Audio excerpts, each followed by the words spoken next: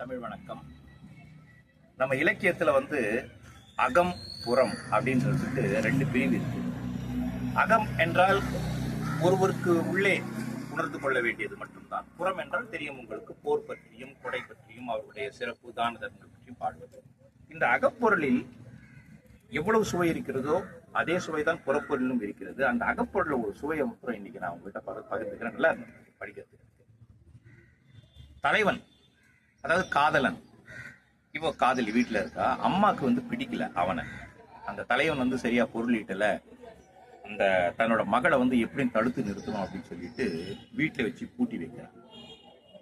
அவன் எப்படியாவது மறக்கணும் அவனை அப்படின்னு சொல்லிட்டு படாத பாடுபடுறான். இதை அந்த கவிஞர் எப்படி ஒப்பிடுறாருன்னா, ஓமைக்கு கோழி குஞ்செல்லாம் போட்டு நீங்க ஒரு கூடையில மூடி வச்சிடறாங்க.